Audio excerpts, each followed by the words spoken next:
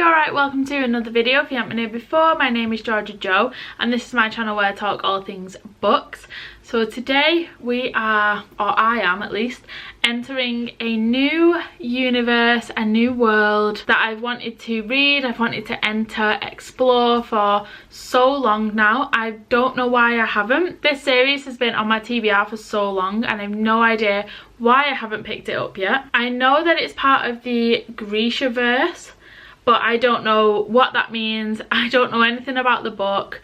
I don't know what the magic system is. I don't know anything about the characters. I feel like I haven't even seen anyone.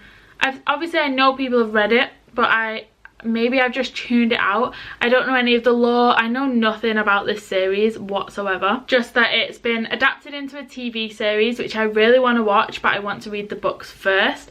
And it is, of course, the Shadow and Bone trilogy by Leigh Bardugo. So we've got Shadow and Bone, Siege and Storm, and Ruin and Rising. I know this is part of the same universe as the Six of Crows duology, which I also haven't read, which is also on my sort of books that I want to get read before the end of the year. But I've seen that these ones are meant to be read first, so I want to get these three read and enter this like world before I start the Six of Crows duology. But like I say, I don't know anything about this. I don't know what, I know obviously it's a fantasy, but I don't know like what makes it a fantasy, you know. Oh, I was just about to get the first one out, but it's a bit stuck at the moment.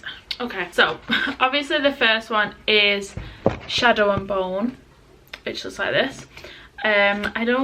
Let's see. So, Soldier, Summoner, Saint. Alina Starkov is a soldier. When her regiment is attacked whilst crossing the Shadowfold, a swath of unnatural darkness crawling with monsters, Alina unleashes dormant magic not even she knew she possessed. Now Alina will enter a lavish world of royalty and intrigue as she trains with the Grisha, her country's magical military elite, and falls under the spell of their notorious leader, the Darkling. He believes Alina can summon a force capable of destroying the Shadowfold and reuniting their war-ravaged country, but only she can master her untamed gift. But as Alina unlocks the secrets of her past, she will make a dangerous discovery that could threaten all she loves and the very future of a nation. Bum bum bum. I'm really looking forward to reading this. I love when books are sort of set in like, normally it's in like a school or a college or something like that, but when they're like training and they're having to go, I mean I don't know if she's having to go through trials and stuff, but I love that kind of scenario where she's like training, she's learning new skills, she's becoming like much stronger, powerful version of herself. I love that. I really love when that happens in books, so I think I'm going to enjoy this. I'm very much looking forward to starting it, and yeah, just getting into this new world. So she has some kind of power, but I don't know what the power is. A dormant magic that even she knew she didn't, not even she knew she possessed. And then you've got the Darkling. Is he going to be like a love interest, or is she going to find a love interest on the way? Is there no romance in it? Is it purely fantasy? I have no idea. I don't know. So yeah, let's just get into it.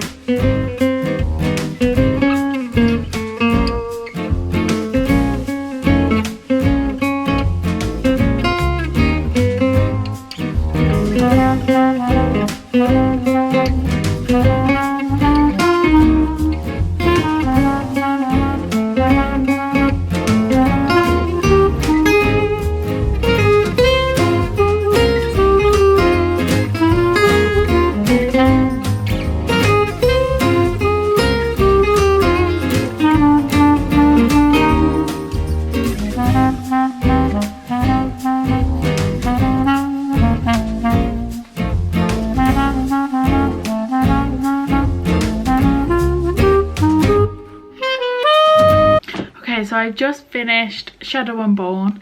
I really enjoyed this. I didn't even update throughout it. Obviously I've took like some b-roll and stuff, but I was just really enjoying it. I felt really invested in the story. I loved the characters.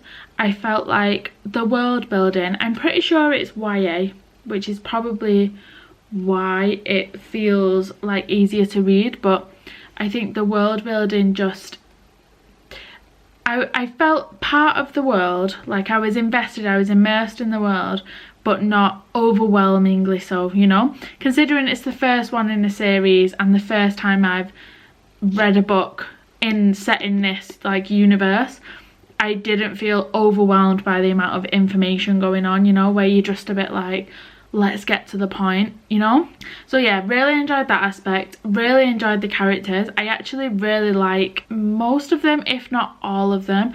I think Alina's a really good lead. I like that she's not sort of, especially at the end, she's not like struggling and, you know, she doesn't succumb to it and she fights. I really like that she's not sort of portrayed as this like weak person, you know. I don't know how I feel about the Darkling, because obviously he was like a villain.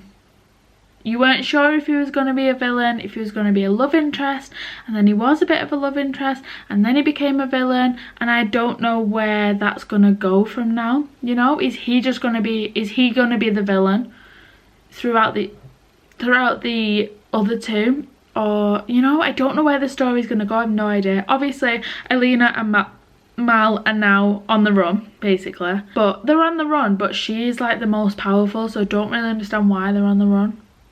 I guess while she learns like what she's doing, I guess. I really like Mal. I like that they've got like a proper friendship as well as the like romance coming in a bit. I like that they seem to be proper friends and they've really got each other's back and they look after each other and stuff like that.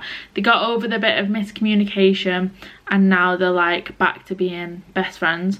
I really enjoyed that. I hope what was she called, the one who has magic to like help you face type thing, help you, Genya. I really like Genya. I hope she comes back in it, but I don't know if she will do. Don't know what the storyline's going to be.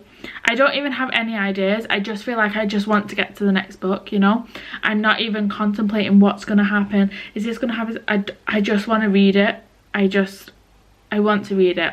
I definitely think, obviously only the first book I've read, but I think Leigh Bardugo might be one of those authors where I'm going to try and read her like backlog, you know, because I really enjoyed the writing style in this and I felt like it flowed really well. Like I say, I felt really immersed. I just wanted to carry on reading it, and I want to carry on reading the other ones. I'm going to start it tonight. I'm really looking forward to, I think it's Siege and something. It is Siege and Storm, I'm pretty sure is the second one. How do I check? I'm pretty sure this is the second one, and then Ruin and Rising is the third. So yeah, very much looking forward to reading it. I feel like as much as there is a lot of characters and a lot of world building, a lot of learning the magic system, even though there is a lot of that, I don't find it's too complicated, you know. I'm definitely keeping up with it. I'm understanding what's going on. I think some of the names, they're just going over my head and they just don't exist to me, like the names of the places.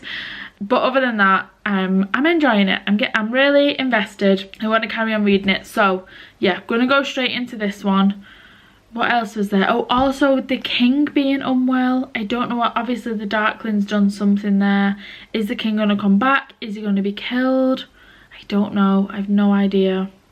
Is Mal suppressing some kind of Grisha like magic, because he seems to be a better tracker than anyone else? So has he got something hidden, some kind of hidden power? What's happened to, was it Bagra, the Darkling's mum? What's happened to her? Where's she gone? Has he killed her? Has she ran off? Are they going to run into her?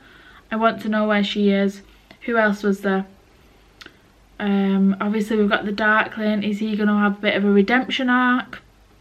Is he just going to be the villain throughout? I have no idea. I have no idea, but I'm looking forward to finding out. So let's get reading. I'm going to go straight into the second one. And yeah, let's see what happens. I'm looking forward to it.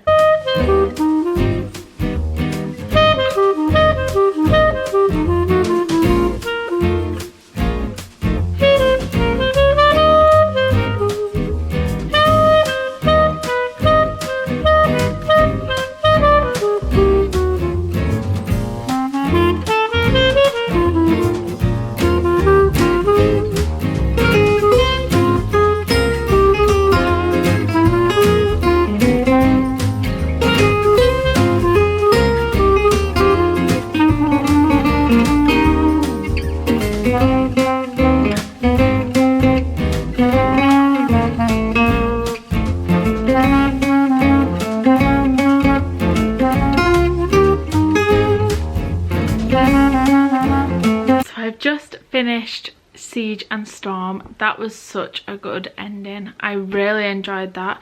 I feel like I got through it so quickly because I just wanted to read it, you know, and it was just flowing really well. I do think the beginning was a little bit slow, but I think that's quite sort of common when, you know, that you're just getting back into the story when it's the second book and it's sort of setting the scene again, you know, and like setting you up for the rest of the book. So it was a little bit slow, but I'd say probably maybe page 50 at the absolute latest. I would say probably it started to pick up then, and then it just felt like it was kind of non-stop. There's all these twists and turns that I wasn't expecting to happen, and different character developments, and some people you thought don't trust them and then they ended up being good, and vice versa. So yeah, very much enjoyed it.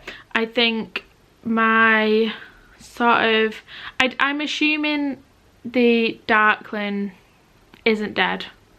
I'm assuming he's going to come back in the third one, because I think, you know, unless you see a body and you can confirm they're dead, they're probably not, you know. So I'm assuming he's not dead. I'm assuming her powers are going to come back, and I still think Mal has got something.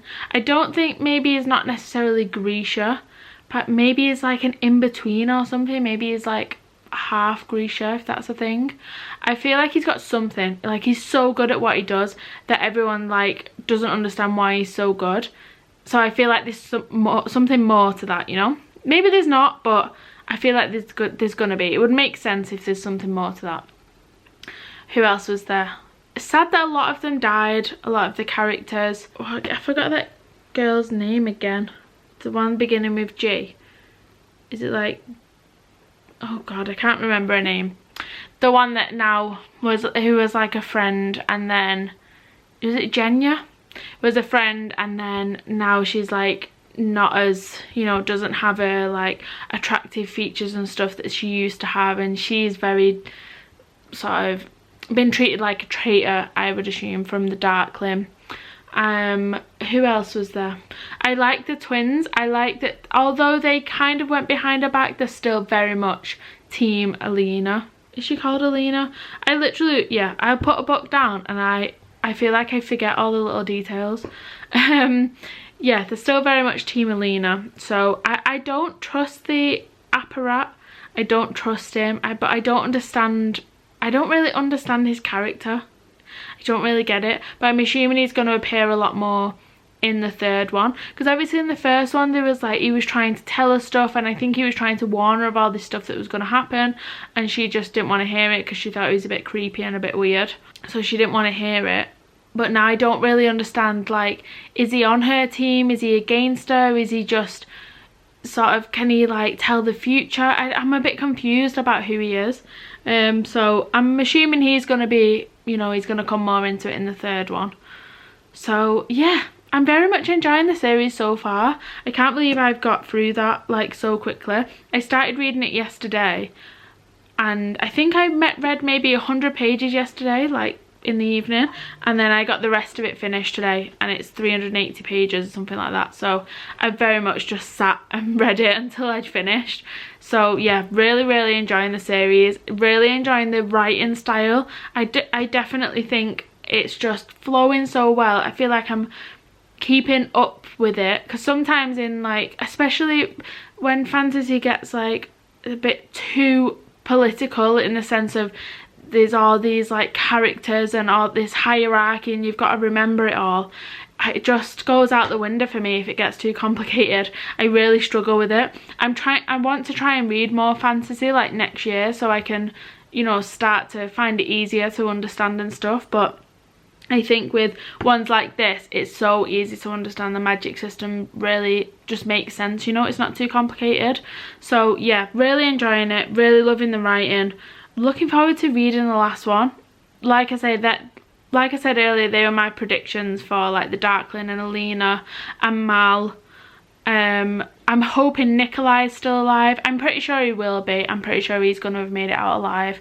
But so hopefully they'll join up at some point. And yeah, I'm just gonna start the third one. I'll probably start it tonight but finish it tomorrow probably. But yeah, I'm looking forward to reading it, but also feeling a bit sad that it's the last book, you know. But yeah, let's find out how the story ends.